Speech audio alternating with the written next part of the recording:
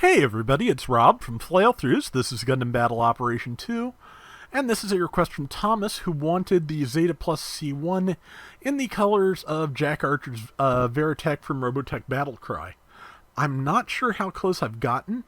I did my best, but the C1's color mappings were really not wanting to agree with that, so I gave it my best shot. So hopefully it looks good. But Zetaplus C1, I had a badge with this once. I'm still trying to get it back, but it is still excellent. It is, it's one of those supports that can just pour out damage, as you can see from, just knocking down that Dovin Wolf so quickly. And basically, the secret to it is that once you have overheated all its weapons, and here I screw up because I thought I had the altitude to get over that wall, I sure didn't. And so I'm going to die.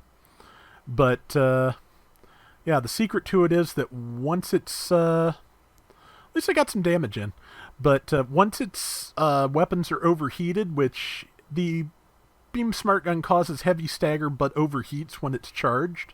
At least you can, charge it and fire it while moving, which is great. But once you've done that, it has separate, it and the hip guns have separate heat gauges in Wave Rider mode, so you can just transform and do it all over again. And generally, if you make a full flight, by the time you've landed, your primary weapon is usually about cooled, which, pretty much all you need. So, the other thing you can do, the other combination that I think works fairly well is uncharged shot into hip guns into uncharged shot, which still generally ends up in an overheat and does not have the advantage of heavy stagger, but also is a little bit more flexible, I think, just because you get the opportunity to, stop and let your weapon cool without overheating if you get caught in the middle of a combo or if you have to, evade. But it's a good suit. Like I said, I'd like to get the badge back. I'm not there yet, but I'm going to work on it. And here comes Zulu, which I am just going to heavy stagger and knock right down. And I'm going to get funneled by the Psycho Doga in the process. That should have been a counter, I feel like, but that's the nature of the beast. The beast being latency. But yeah, now the Zulu is just going to murder me.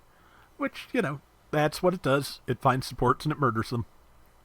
So, I'll survive. Well, I won't survive in the short term, but I'll get over it. Which is a good trick when you're dead. But 5 minutes to go. We have a slight lead and plenty of opportunity to, expand on that, hopefully. And let's see. Getting ready to spawn back in. Number one is, I think, making repairs by our base. I'm going to get ready to shoot at things, because that's, pretty much what I can do. It does have balancers and melee combo controller level 1, so it does have, it is somewhat versatile, but of course, as a support, relatively low priority. And, oh man, yep, and right into the support fire and dead again. I think this round came out fairly well in the end, but yeah, I do kind of run into some brick walls here and there. Yeah, but it's, like I said, I like the C1. And unlike flight suits, transforming suits can operate underwater without any trouble at all, so I don't know if Flap Booster works underwater. I know, like straight out flight modes like the GUF flight types and the Birelink Custom do not. But I'm not sure about Flap Booster. I will have to try that sometime. But yeah, like I said, I like the C1.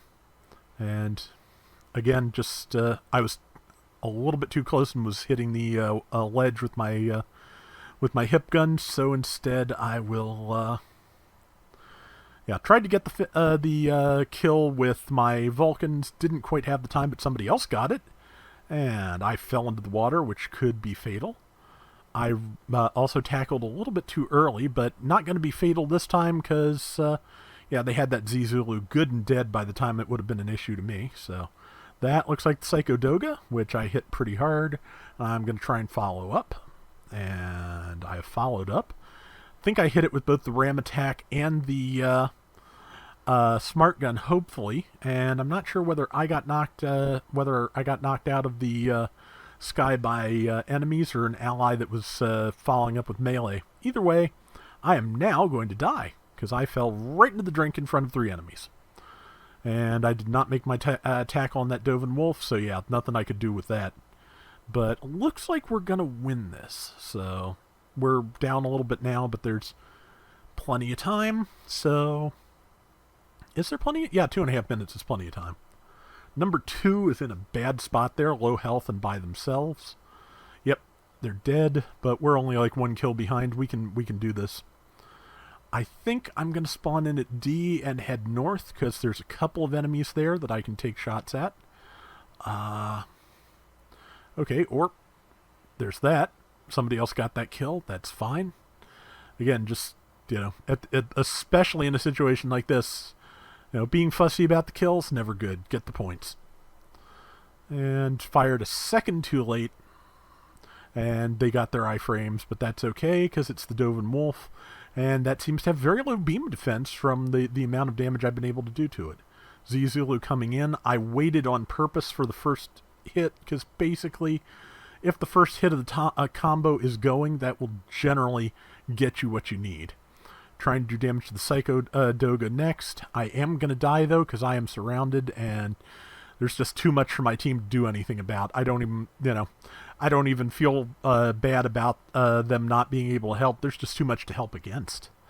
So, let's see. But, again, they are pulling away a little bit. Let's see if we can fix that. But, let's see. Support fires going out. They are all interesting. It's easier to see them where they are underwater from the top view than it is when you're in it. Okay. That's fine, too. And missed that. Got with the skirt guns, followed up, don't have anything, and now I realized if I went down for that, I was just going to get surrounded and murdered again, which is not conducive to winning this match. So I ran away, and it was a good call. Let's see, can we pull this off? I'm trying to, we might just miss this one, honestly. If so, not by much, though. But, let's see. Yep, just trying to find good shots I can take without hurting my allies or disrupting them. And that Cubile is dead, and we've got a very slim lead, but number 4 is in a bad place. I'm just going to move in and try and take some of the heat off of them. But to do that, without getting myself killed is the trick. I had to back off. We're 700 points down, but come on. Boom. There we go.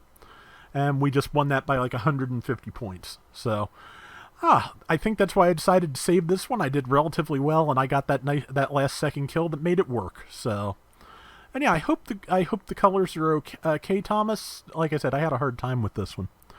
5505, not bad. 104,000 damage, 7 kills, 5 deaths. It was kind of deathy there, but.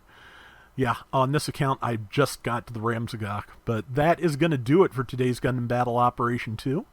We'll be back soon with more. Till next time, everybody take care and have fun. Later! Robotech Battlecry was a really good game. I have not revisited it in a long time, but it was really excellent in the GameCube days. I hope it holds up, because I don't think there's been a better Robotech game since, for sure.